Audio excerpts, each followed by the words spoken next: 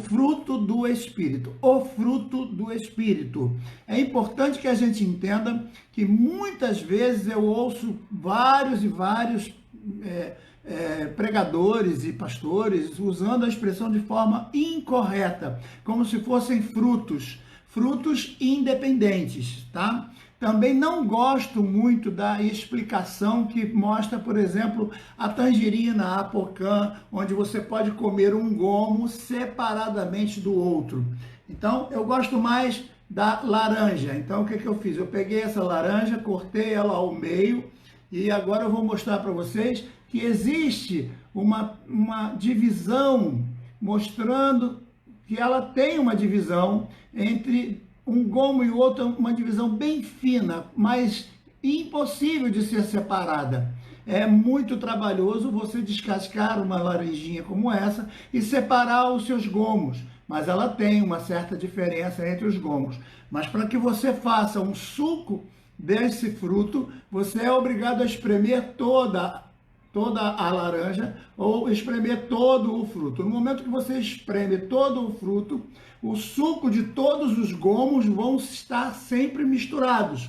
Ele é um fruto único, embora ele tenha várias repartições, mas não tem como retirar o suco de um independente, a não ser que você corte toda a laranja e destrua ela por completo, para que você tenha o suco de cada gomo separadamente. Então está nítido que você não tem como fazer a separação, embora haja separação. Então, no fundo, este fruto é formado da união de vários gomos, mas que são inseparáveis. E na hora de ter a sua valia, a sua utilização, ele é completo. Você usa o suco de tudo. Não tem como você usar o suco de um gomo e não usar o suco do outro. Por isso que no fruto do Espírito, todos são interligados para formar um único fruto. Então nós temos um único fruto que tem uma subdivisão quase que imperceptível de um para o outro, mas é importante que você conheça as divisões, conheça que há a divisão, mas que ao mesmo tempo é impossível você ter um gomo e não ter o outro, você ter uma característica e não ter a outra. Ora, essa é uma laranja que saiu de uma laranjeira. O fruto do Espírito, o nome já está dizendo, ele sai do Espírito Santo. Então, é impossível que uma pessoa possua todo o fruto e não seja cheio do Espírito. Então, como é que se mede se uma pessoa é cheia do Espírito ou não?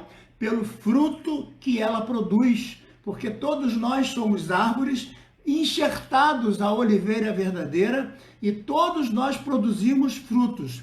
E o fruto do Espírito é exatamente a forma da nossa prática de comportamento, do nosso eu, do que é o nosso caráter, do que é a nossa personalidade, do que nós somos verdadeiramente diante de Deus. Então, que tipo de manifestação sai de nosso interior, sai do nosso comportamento, das nossas atitudes, dos nossos pensamentos, embora estejamos sempre em lutas, eu vou explicar sobre isso, mas as atitudes, o nosso caráter, ele é demonstrado pelo fruto. Pode uma pessoa falar em línguas estranhas e ir para o inferno? Sim, eu mostrei isso nas lives anteriores. Foram 6 lives falando já sobre Espírito Santo e dons espirituais. Agora, o fruto do Espírito, eu quero dizer uma coisa. Se você tem uma pessoa que possui o fruto completo, ele é um crente verdadeiro. Mas se você tem um crente que canta, que pula, que samba, que fala língua estranha, que requebra, que profetiza, que cura enfermo, que faz fogo descer do céu, mas não possui o fruto do Espírito, esse indivíduo não é salvo. Porque é a Bíblia que diz que pelo fruto nós conhecemos a árvore. Esse fruto vem de Deus e ele nasce em nós. Esse fruto vem de Deus, é colocado dentro de nós para que nós o produzamos, para que nós façamos crescer, reproduzir em nós. Então, esse fruto, ele está em contrariedade ao fruto do diabo que vem da carne. Então, Paulo explica muito bem isso e nós vamos pegar o texto dentro do seu contexto, porque não adianta tirar apenas o versículo 22 do capítulo 5 de Gálatas. É importante a gente saber que Paulo, quando escreve aos Gálatas, ele está escrevendo por causa da visita de judeus, que chegou até lá e começou a pregar para os Gálatas, pregar que eles precisavam reviver a lei, voltar a circuncidar, voltar a guardar o sábado, para que eles fossem alcançados pelo evangelho da salvação, eles tinham que viver debaixo da lei de Moisés.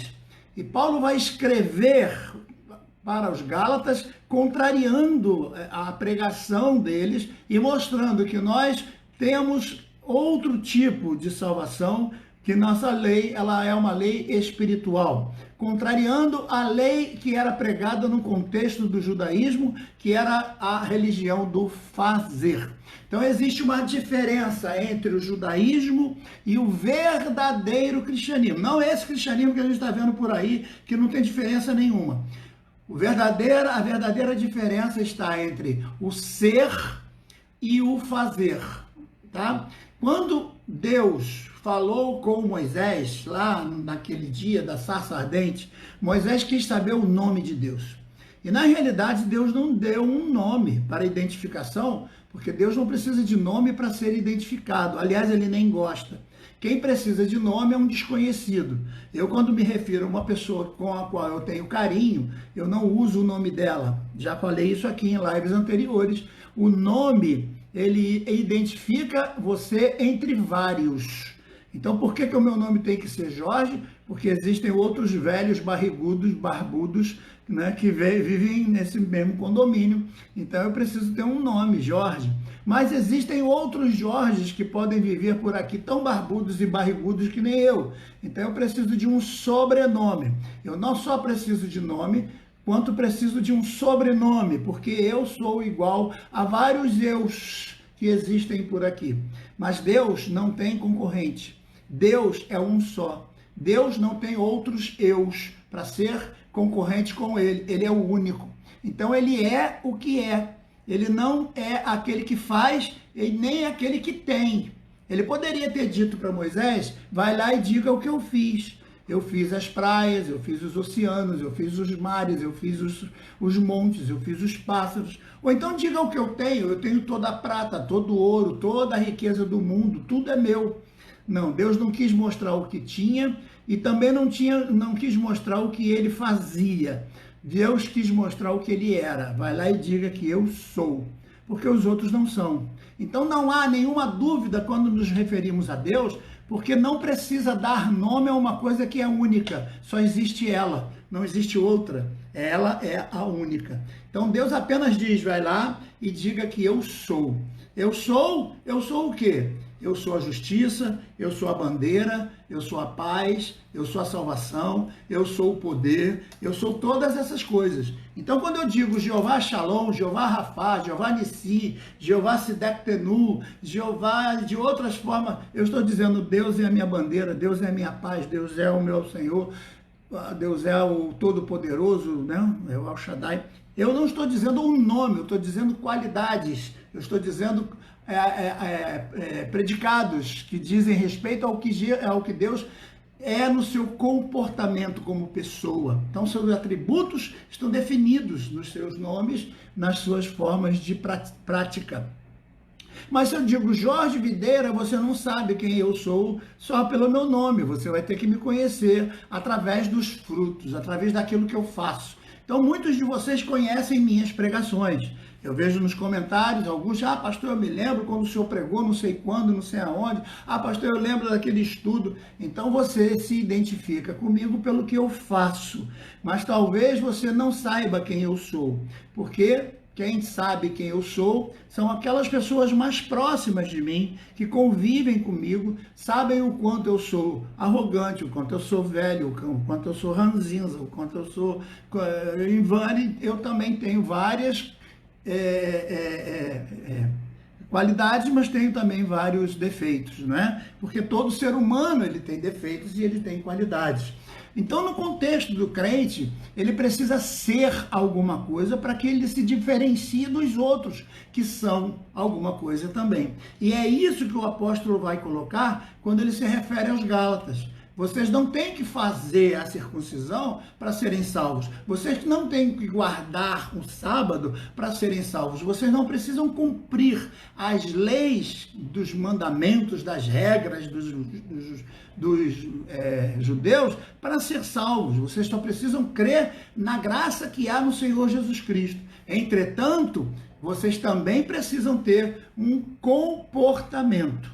E aí é isso que Paulo vai dizer, porque o verdadeiro salvo, ele tem comportamento de salvo. O verdadeiro servo de Deus, consagrado ao Senhor, que vive uma vida para Deus, ele tem uma vida diferente da vida de pecado, da vida daqueles que preferem cometer os erros carnais. Então, Paulo vai chamar de inclinação para o pecado, ele vai chamar de inclinação para a carne. E inclinação para a santificação em Deus, Paulo vai chamar de inclinação do Espírito. E quando nós produzimos o que vem do Espírito em nossa vida, Paulo vai chamar isso de fruto do Espírito. Então, aquilo que produz, aquilo que nós produzimos, o que você produz é o que você é. Né? Tem um ditado que diz que nós somos o que comemos. Pois é, nós somos o que produzimos. Então você é o que você faz. Você não é o que você diz. O que você diz pode estar cheio de mentiras, mas o que você faz diz respeito ao que você é. Interessante isso, porque Deus não precisa mostrar o que é, porque nós já conhecemos nas multidões de coisas que Ele realiza ao longo dos anos. Mas você, por exemplo, me conhece como? Por causa daquilo que eu faço. Se eu prego bem, se eu prego mal. Se eu dou estudo bem, se eu dou estudo mal. Mas como pessoa, aquilo que eu sou verdadeiramente, é preciso um conhecimento mais íntimo. Lembra da palavra conhecer? Na intimidade, conhecer mais íntimo. Saber como eu sou como pessoa, como esposo, como pai, como avô, né? E todas essas coisas. Então, 50% presta, 50% não presta. No fundo, nós somos sempre um pouco pecado e um pouco santos, porque ainda está em nós o peso dessa carne. Entretanto, a inclinação, aí é que está. Eu volto a usar aquela corda bamba como exemplo, e você está ali na corda bamba. De um lado tem uma inclinação, do outro lado tem a inclinação, e você está no meio. Então, há pessoas que têm aptidão natural para o pecado. Então, elas caminham para o pecado, e é como o texto vai dizer. Já outras, graças a Deus, embora o pecado tente, embora do lado dela esteja ali o desejo carnal, o diabo tentando o tempo todo para fazê-la pecar, mas a inclinação interna, ela prefere, ela dá preferência para as coisas espirituais. E é isso que nós vamos ler, exatamente isso que nós vamos ler. Bom, eu quero destacar na carta de Paulo aos Gálatas, o capítulo 5, porque é onde ele vai falar sobre esses dons espirituais, principalmente o versículo 22. Vou ler o 22 para que vocês entendam, então, a ordem desse fruto fantástico, não é? Para que vocês, então, depois possam ler todo o contexto junto comigo e a gente chegar a um acordo sobre o texto do apóstolo Paulo, a carta aos Gálatas. E aí depois entrarmos em acordo com relação à carta aos Romanos, que alguns preferem. Tem muita gente por aí que prefere carta de Paulo aos Romanos, principalmente capítulo 8 e tal, e o 9, e eles gostariam de deixar toda a Bíblia, jogar fora e ficar só com a carta de Paulo aos Romanos, porque é a única coisa que dá base na teologia deles, né? Eles esquecem todo o contexto da vida do que o Paulo escreveu, do que Paulo realmente foi e em todas as outras cartas. Vejam aqui, por exemplo, o versículo 22. Mas o fruto do Espírito é amor, gozo, paz, longanimidade, benignidade. Vamos lá. Amor, gozo, paz, benignidade, bondade, mansidão, fé e temperança. Certo? Então, nós temos aqui 1, 2, 3, 4, 5, 6, 7, 8, 9, da mesma forma que os 9 dons que nós acabamos de falar sobre os dons preferidos na igreja. Embora não sejam 9, vocês sabem que tem socorro, tem o dom de repartir, tem outros dons que vão se mesclar com o fruto do Espírito. Tem a ver com o comportamento, né? Tem a ver com a forma de viver. Isso tudo está dentro de um texto que vai começar, na minha opinião, seria o ideal de nós lermos a partir do versículo 16. Então, carta de Paulo aos Gálatas, capítulo 5, para que a gente entenda o verso 22, é necessário pegar o contexto que começa lá no versículo 16. Ele diz: digo, porém, andai em espírito. Andar, quem é que anda? Hein? Como é que se conjuga o verbo andar? Eu ando, tu andas, ele anda. Quem é que anda? É Deus que faz o teu pé andar?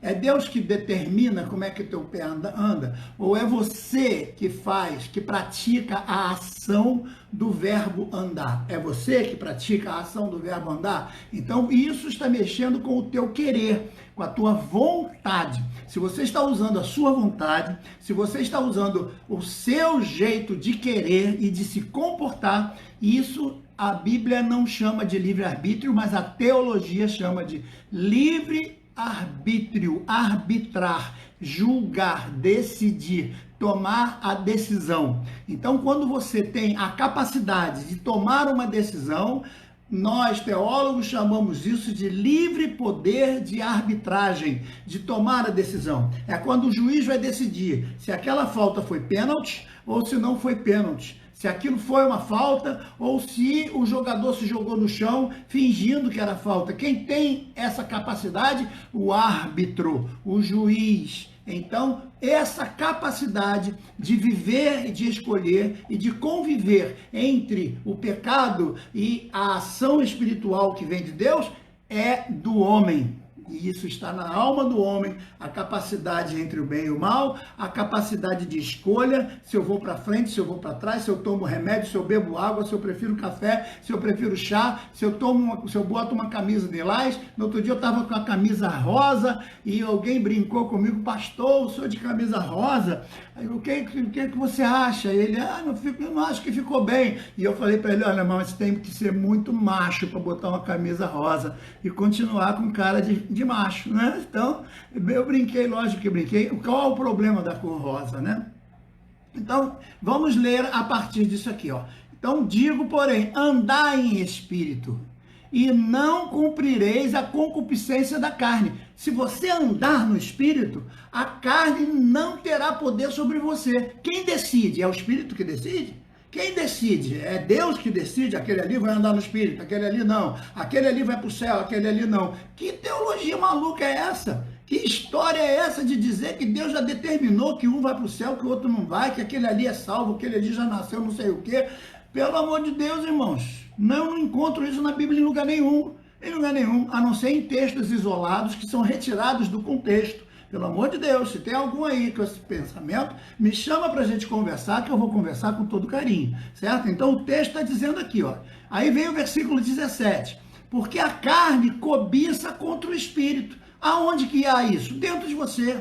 Há dentro de você uma batalha. De um lado você tem a carne querendo os prazeres normais, os prazeres naturais, que nem sempre são pecado. Eu posso gostar de uma praia.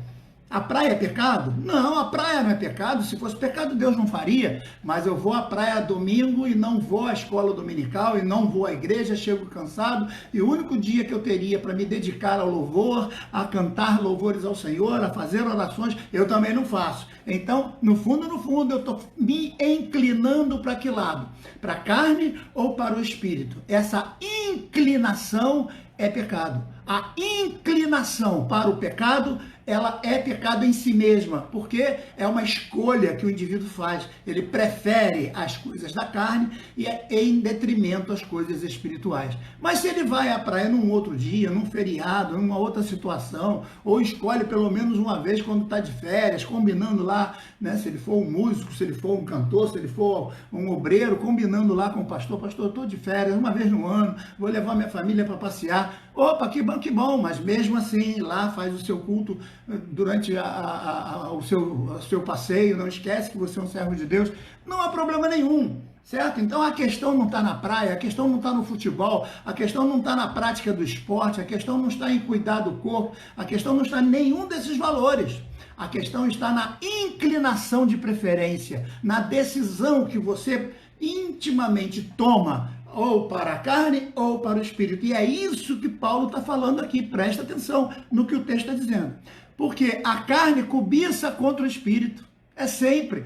Porque você, por exemplo, quando é para uma festa, você está cansado, mas você vai, porque você diz, poxa, é a festa do aniversário de Godofredinho, é da Godofreda. Se eu não for, a irmã Gestrudes, a irmã Estrambolha, o que ela vai dizer de mim? O Genisvaldo, o que ele vai pensar? Então eu vou. Quer dizer, então você tem mais respeito ao pensamento de pessoas que pertencem a um grupo seleto dentro do teu coração, mas o pensamento do Espírito Santo. E o que Deus vai pensar de você? E o que a igreja vai pensar de você? Se você não vai ao culto porque simplesmente está cansado. Essas são coisas que nós temos que pensar. Então, pense bem, porque isso tem a ver com frutificar, tem a ver com demonstração, tem a ver com aptidão, com desejo, com cumprir aquilo que realmente você decide na sua vida. É você quem decide, é verdade, é você quem decide. Então está aqui, ó.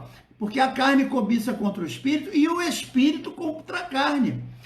E estes se opõem um ao outro, para que não façais o que o outro quer. Então veja, você tem essa batalha dentro de você. Não sou eu que estou falando isso, é o apóstolo Paulo. Se quer brigar, briga com ele, me deixa fora dessa briga, eu só estou repetindo o que ele está falando. Ele está dizendo que a briga acontece dentro de nós. De um lado, a gente só quer saber de prazeres carnais, do outro lado, a gente quer saber de coisas espirituais, e a batalha fica aqui. O poder de decisão é de Deus? Ou é seu? Ah, Senhor, me leva, Senhor, para a tua igreja. Manda 4 anjos. Para mim tem que ser uns 10, porque do jeito que eu sou pesado, me leva para a igreja, Senhor. Ah, o Senhor hoje não me deu a chance de eu ir para a igreja. Puxa vida, aí eu vou lá, ligo a televisão e vou ver porcaria. Né? Porcaria na televisão, porque não tem outra coisa a não ser imundície na televisão, principalmente agora que virou tudo comunismo na televisão.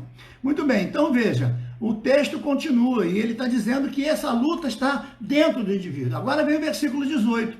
Mas se sois guiado pelo Espírito, não estáis debaixo da lei. Aí essa palavra lei, tem gente que infelizmente, eles leem a Bíblia só para achar o que eles gostam, o que eles querem achar, o que eles pensam em achar. Eles não conhecem o autor, não tentam interpretar as palavras que o autor usa em outros textos, porque se você estudar direitinho, principalmente Romanos, Paulo aos Romanos, no capítulo 7, ele vai falar de algumas leis que são diferentes da lei do Pentateuco lá, dos 10 mandamentos.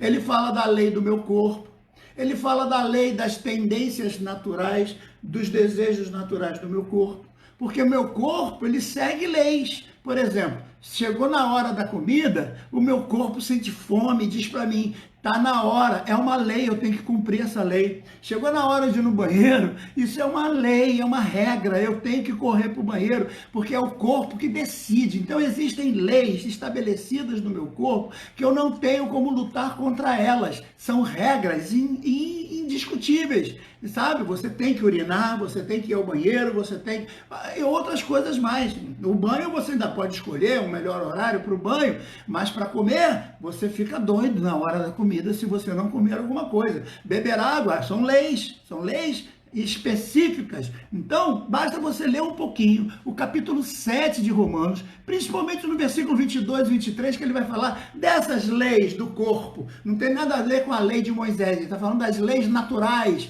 que determinam regras naturais. Você tem que dormir, se você não dormir, você vai ficar igual um zumbi. É uma lei. Então, Paulo está se referindo aqui a essa lei. Então, quando ele diz assim, ó, que para que você não faça o que você quer, vocês sois guiados pelo Espírito e não estáis debaixo de lei. Essa lei tem a ver com a lei de Romanos capítulo 7, versículos 22 e 23, onde ele fala da lei do corpo, já que ele está falando aqui de condições do corpo, de necessidades do corpo, de coisas que são necessárias a você, e você tem que discernir a melhor hora para isso. Agora pega essa palavra lei aqui, bota a lei de Moisés em tudo isso, aí pronto, aí fica uma mistura tremenda. Então, cuidado com essas interpretações erradas, usando o texto onde não está. O contexto do texto é o que manda. Eu já falei isso para vocês, a exegese errada, tira a palavra lei, pronto, já é a lei de Moisés e pronto, então é lei. Então eu não posso, então eu tenho que viver no Espírito. Quem vive no Espírito não precisa viver na lei. Então eu posso matar? Eu posso roubar? Eu posso fazer tudo aquilo, por quê? São leis, são regras. Eu tenho que cumprir ou não? Não, adulterar, pode adulterar? Porque quando ele vai falar aqui quais são as regras da lei da carne, ele vai dizer aqui, que lei é essa? Ele vai dizer, mas as pessoas não querem ler. E ele vai dizer que essas leis, que todo organismo está debaixo dela, e infelizmente por causa do pecado, ele vai dizer agora aqui, olha o que ele diz. Versículo 18, mas se sois guiados pelo Espírito, não estáis debaixo da lei. Que lei? Que lei? Não é a lei de Moisés? Não tem nada a ver com a lei de Moisés. Botar a lei de Moisés aqui é tentar enfiar a predestinação num texto que não tem nada a ver com predestinação. Me perdoe aí os teólogos, os pastores, os entendidos do assunto, mas não me convence, porque ele vai falar aqui direitinho a respeito desse contexto. Veja o versículo 19, que é a sequência do 18. Porque as obras da carne são manifestas. E quais são? Adultério. O ser humano comum, ele tem uma quedinha para o adultério.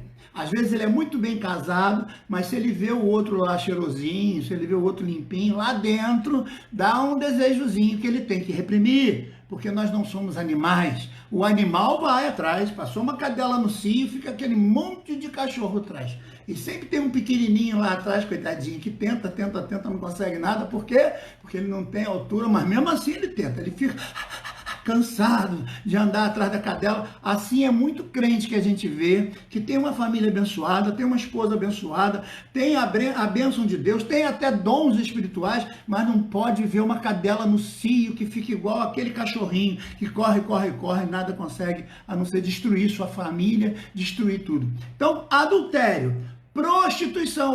Cuidado que adultério e prostituição não são a mesma coisa, senão Paulo não colocaria duas palavras aqui, porque o indivíduo pode se prostituir e pode se adulterar. Então, adulterar tem a ver com casamento, e prostituição tem a ver com a mudança daquelas coisas que estão estabelecidas. Eu posso, por exemplo, adulterar a assinatura de alguém. Eu posso, por exemplo, adulterar a vontade de alguém. Ou eu posso me prostituir, fazendo com que o meu corpo se prostitua no contexto do sexo. Então, são duas palavras que, cuidado, que a gente pode usar nos contextos diferentes. Então, idolatria tem a ver com idolatria não tem a ver com feitiçaria nesse texto, mas eu vou chegar lá. Então, as obras da carne são adultério, prostituição, impureza. A cabeça do camarada só pensa coisa impura. O desejo dele só está nas coisas impuras. Então ele gosta de ver televisão porque tem mulher pelada. Ele gosta de ver filme porque tem sexo. Ele gosta de não sei o que porque tem... A cabeça é impura. Ele não busca a santidade. Ele tem uma tendência para gostar das coisas impuras, da carnalidade, da lascívia. Precisa explicar? A idolatria, a feitiçaria. Feitiçaria aqui é no sentido de drogas, porque já no passado as pessoas usavam drogas, usavam chás, usavam ervas, usavam alucinógenos, né? Então essas coisas eram chamadas de feitiçarias. Tá? E durante muito tempo, muita gente foi para a fogueira por fazer chazinho, né? Que muita gente hoje já sabe, um chazinho de erva doce, um chá de louro, uma coisa que é tão simples, que nada tem a ver com feitiçaria. mas muitas delas são drogas, como a maconha, é uma erva, né? Então você tem que ter cuidado. Inimizade, a pessoa que não consegue viver com ninguém, ele está sempre brigando com todo mundo, ele está sempre inimigo de todos, ele não tem amigo, não tem carinho por ninguém. Caramba, eu vejo aqui gente, pastor, o senhor pregou lá numa igreja, o senhor pregou no COM, o senhor pregou lá em 1900 antigamente, eu digo, meu Deus do céu, me ajuda aí, eu não lembro de você, eu não estou me lembrando, me ajuda a lembrar. Então, pessoas que vieram para Jesus em 1980 e pouco, em 1980 não sei o quê, em 1990 não sei o quê, pastor, eu fui não sei o quê, e eu digo, meu Deus do céu, você já pensou se eu tivesse dado um cheque sem fundo a essas pessoas, lá em 1900 antigamente, e agora eu estivesse aqui com a cara bem hipócrita, pregando, dizendo que Jesus salva, a pessoa ia dizer, peraí, eu conheço o senhor, eu sei quem é o senhor me deu um cheque sem fundo, o senhor me deu um trambique, o senhor me paquerou, o senhor paquerou minha filha, o senhor paquerou meu não sei o quê, o senhor fez isso, fez aquilo. Então veja, o passado da pessoa, o comportamento retilíneo, assim como Deus não muda, você também tem que ter uma vida honrada, digna, que as pessoas olhem para você e sintam que você tem amizades que foram formadas e forjadas na cruz do Calvário pelo sangue de Jesus. Por isso que você tem essas amizades, esse carinho do passado, de pessoas que não esquecem de você por causa da tua vida com Deus. Sim, a tua vida com Deus faz com que hajam pessoas que gostem de você. Assim como o apóstolo Paulo era amado por muitos, por quê? Porque ele tinha um contato espiritual, ele tinha uma vida espiritual e ele podia saber o que ele fazia. Então, essas inimizades, porfias, gente que sempre é contra, meu Deus do céu, o camarada tem o dom do contra.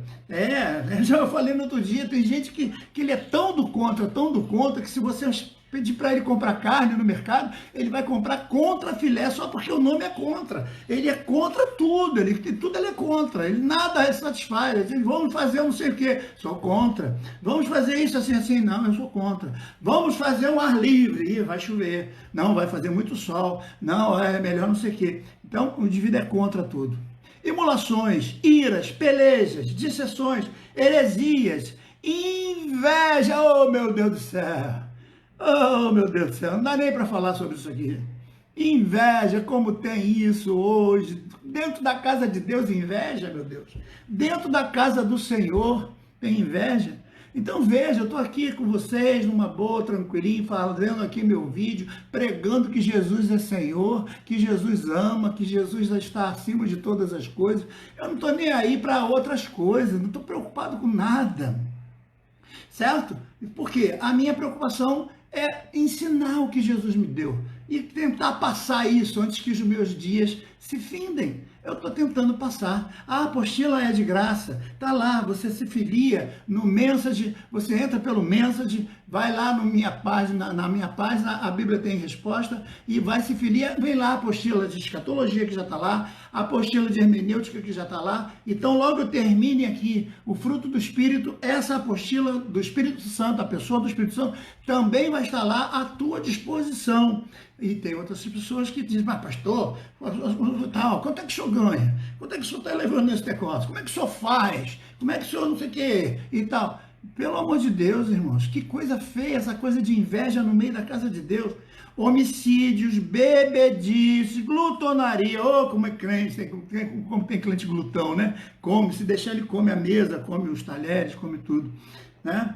E os que cometem tais coisas não herdarão o reino de Deus. Olha em que contexto ele está colocando o fruto do Espírito, em contradição ao fruto da carne. As operações da carne, as manifestações carnais, que são do pecado, que são da podridão, que são da nojeira, que são da infelicidade, que tem tudo a ver com o diabo, não tem nada a ver com Deus. Então essa é a manifestação do inferno na vida das pessoas. Então, se você está gostando de adultério, se você está gostando de fornicação, se você está gostando de prostituição e diz que é servo de Deus, você de Deus ainda não tem nada. Você tem que se converter, dobrar o seu joelho diante de Deus, fazer uma oração de confissão a Deus, chorar diante de Deus e dizer: eu não quero mais viver desse jeito. E obedecer à voz do Espírito Santo que está dentro de você, se é que tem algum Espírito Santo aí dentro mesmo, porque, me perdoe, tem gente que não tem espírito de nada. A única coisa que tem é o espírito de pouco. É dentro desse contexto, em contradição a essas obras carnais, imundas, que são levadas pelo diabo ao coração do homem, esse homem carnal, humano, sem Deus, contrariando, quer dizer, em contrapartido, em contrário, vem de encontro, certo? Para empurrar essas obras da carne para outro canto, é que veio o fruto do Espírito. É que Deus nos dá essa grandeza que vem dele para nós, para que nós possamos produzir o que é glorioso diante dele e diante de todos os homens. Então é agora que o 22 vem. Veja que o versículo 22 vem para mostrar que as coisas que vêm de Deus são contrárias às que estão da carne. E é você quem escolhe, é você quem decide, é você quem toma a decisão na sua vida. Não venha querer culpar Deus. É muito fácil dizer: não, Deus não quis salvar fulano. Não, Deus não quis me salvar. Eu até tentei ser crente, eu tentei ir em algumas igrejas, mas esse negócio não é para mim, não. Não, eu não sou disso aí, não, e tal, né? Tem pessoas que, infelizmente, parece que elas estão torcendo para ir para o inferno mesmo. Então, infelizmente. Aí vem o versículo 22. Mas o fruto do Espírito é amor, nós vamos falar sobre isso, que tipo de amor é esse? Gozo, vamos falar sobre o que é gozo. Paz, longanimidade, benignidade, bondade, fé, mansidão e temperança. Esses são os gomos desse único fruto. O fruto do Espírito é amor, gozo, paz, longanimidade, benignidade, bondade, fé, mansidão e temperança. Isso é o fruto do Espírito. Então você tem que ter essas qualidades. Se não tem uma, busca logo. Se não tenho duas, peraí, eu tenho que cortar alguma coisa na minha vida, porque se eu estou praticando alguma coisa daquelas que estão ao contrário, eu não consigo ter as que estão aqui. Então veja, coloca na tua Bíblia todas essas aí, que eu acabei de falar, as impurezas, o adultério, a prostituição, a impureza, a lascívia, a idolatria, a falsidade, a feitiçaria, a inimizade, a porfia, a emulação, as iras, as pelejas, as dissensões, as invejas, os homicídios, as bebedices, as glutonarias e coisas semelhantes a essa. Bota tudo em vermelho ali na tua Bíblia e depois coloca tudo em azul, o que está no versículo 22. Amor, gozo, paz, longanimidade, benignidade, bondade, fé, mansidão e temperança. Aí é que vem o versículo 23. Contra estas coisas não há lei. Olha a palavra lei aí de novo. Então, contra que não cabe a lei? Contra o amor, contra o gozo, contra a paz, contra a longanimidade, contra a benignidade, contra a bondade, contra a fé, contra a mansidão e contra a temperança. Percebe a palavra lei como ela é usada para designar as obras da carne e designando aqui as obras do Espírito. O autor está dizendo que contra essas coisas, contra o amor, o gozo, a paz, a longanimidade, a benignidade, a bondade, a fé, a mansidão e temperança, não há lei. Não há quem condene um indivíduo desse que tem o fruto do Espírito, que a vida dele está guiada pelo Espírito, está completamente voltada para fazer as coisas de Deus. Que lei vai ser contra esse indivíduo? Hein? Ele segura até as leis naturais. Quantas vezes eu estava na hora de pregar, eu cheio de vontade no banheiro, de Jesus, me ajuda aí, Senhor. Tá? Eu lembro que uma irmã uma vez contou uma história, eu vou contar aqui, vocês têm compaixão de mim. Ela tinha hemorroida e ela orava a Deus que curasse as hemorroidas dela, e um dia numa oração a gente estava, eu pastoreava em Petrópolis, tem gente aí de Petrópolis que deve lembrar desse negócio, e ela aí um dia chegou, pediu para ela, pastor, eu quero contar uma benção. Aí o pastor que estava comigo deu a palavra, eu digo, meu Deus do céu, porque eu dificilmente dou a palavra assim a quem pede, né? eu tenho um pouco de receio, mas ela pegou e disse, irmãos, eu estava com uma hemorroida tão grande que parecia uma flor assim. Mas aí Deus, na oração aqui, mandou um anjo com um dedo de fogo. E o anjo com o dedo de fogo entrou aqui, irmãos, e meteu aquele dedo glorioso e a hemorroida foi embora. Eu fui para casa, passei a semana toda, eu estou curada. Então eu estou aqui agora orando para que Deus mande o anjo do dedo de fogo para passar em meio à igreja. Olha só que coisa, meus irmãos, isso não é uma piada, embora seja engraçado. Isso, aí me deu o microfone na mão e eu fiquei sem saber o que eu fazia, se eu cantava um hino, se eu tocava um corinho, se eu chamava alguém para orar. Eu fiquei perdido, porque o anjo, agora é um anjo de dedo de fogo que cura hemorroidas. Então, e ela ficou curada, que bênção. Mas o que nós temos, então, compreensão de que, às vezes, a gente não entende a grandeza de Deus e a simplicidade de uma pessoa que não sabe nem falar direito, ela consegue transmitir aquilo que Deus fez na vida dela com toda simplicidade e glorificar o nome do Senhor. E às vezes nós ficamos cheios de vaidade, cheios de arrogância, cheios de presunção e não conseguimos absolutamente nada diante de Deus por causa dessas regras carnais que nos impõem. Então vejam, você está com vontade de ir no banheiro, tem que pregar, você segura lá. Está com vontade de urinar, está na hora de cantar. Não, mas tem gente, irmãos, eu não entendo isso. Tem gente que vai ao banheiro 3, 4 vezes por culto. É bexiga solta isso? O que será isso? É o quê? É bicho carpinteiro que tem? Meu pai dizia que tem bicho carpinteiro. Eu não sei o que é bicho carpinteiro, não sei se era cupim, não sei o que ele queria dizer. Mas ele dizia, olha, tem um bicho carpinteiro que fica no banco pinicando. Então ele fica ali na madeira, então quando a pessoa senta, ele vai e pica a pessoa, e a pessoa não consegue ficar sentada no banco, então quer andar pela igreja, quer ir ao banheiro toda hora, bebe água toda hora, a gente fica no púlpito olhando, aí a pessoa levanta, vai lá e bebe água. Aí volta e senta, conversa com alguém lá na onde ela está bebendo água, aí volta. Aí daqui a pouco levanta, vai no banheiro, porque acabou de beber água e volta. Aí o culto para essas pessoas é muito longo, dá para ir no banheiro 4 vezes, dá para beber água 4 vezes, e o culto não acaba de jeito nenhum. Enquanto que eu fico aqui agora apavorado, eu só tenho 9 minutos de live, eu não sei mais o que fazer, porque eu nem explicar os gomos do fruto, eu ainda estou lendo o texto, e o tempo passa rápido. Então, quando a gente está na presença de Deus, o tempo some. Mas para quem não tem o Espírito Santo, um culto, assistir um culto, meus irmãos, deve ser uma coisa terrível, terrível, terrível. Assistir um culto é pior do que assistir um filme. Um filme, pelo menos, tem emoção. Alguém bate não sei o quê, alguém faz não sei o quê, né? Culto tem emoção. Filme tem emoção, mas culto deve ser uma coisa só calma. O camarada vai sentar lá, vê os outros cantar, ele não canta. Tá todo mundo lendo a Bíblia, ele não lê. Tá todo mundo orando, ele não ora. Tá todo mundo glorificando, ele não glorifica. Levanta todo mundo para cantar, ele fica sentado. E alguns dormem o culto todo, não sabem nem o que aconteceu, né? Quando não baba no ombro de outra pessoa. Então vamos continuar o texto, pelo menos para a gente terminar.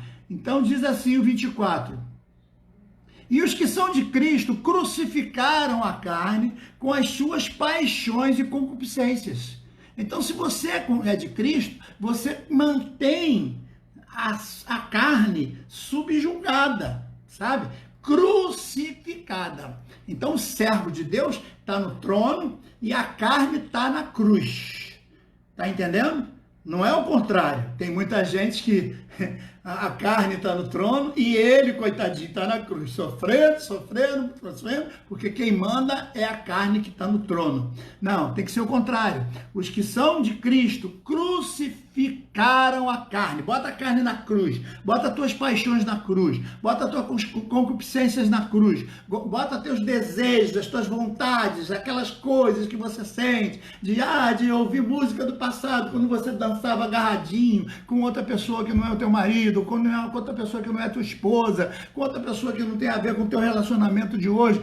Deixa essas coisas na cruz, planta isso lá na cruz, prega na cruz com um prego bem grande, e você deixa que o Espírito se sente no trono para governar a tua vida, em nome de Jesus. E vem o versículo 25. Se vivemos em Espírito, andemos também em espírito. Não sejais cobiçosos de vanglória, irritando-nos uns aos outros e invejando-nos uns aos outros. E aí termina o texto extraordinário de Paulo aos Gálatas, no capítulo 5, conforme nós falamos, a partir do versículo 16, nós lemos até o 26. Então vejam, meus irmãos, que agora nós vamos falar, seria o primeiro gomo do fruto, primeira partícula do fruto, primeira parte do fruto. Vou usar a palavra gomo, mas vocês entendem bem que eu não gosto muito da ideia de gomo, porque na tangerina, por exemplo, a gente pode chupar um gomo e deixar o resto para lá. Não, nesse caso aqui não pode, não tem como. Ou você come tudo, não come, ou não tem como comer só um pedacinho. Então, a primeira parte aqui seria o amor. O amor. Que amor é esse aqui? É amor fílio. Amor fílio. Então, existem 4 tipos de amor. O amor fílio, o amor eros, que vem de erotismo, de sexo, o amor mamon, que é o amor ao dinheiro, à situação financeira, ao conforto financeiro, e o amor ágape, que é o amor puríssimo que vem de Deus, esse só Deus. Nesse caso aqui, é o amor fílio, que vem a ter com caridade, tem a ver com aquele que se entrega para o bem dos outros em recompensa, tem a ver com aquilo que nós falamos no domingo, que o indivíduo reparte e ganha mais, ele dá e ele ganha mais, tem a ver com aquele fruto do Espírito que é o de repartir, é o de socorrer as outras pessoas, é de ter empatia com o sofrimento dos outros. Mas eu vou ficando por aqui, porque o tempo acabou, e vamos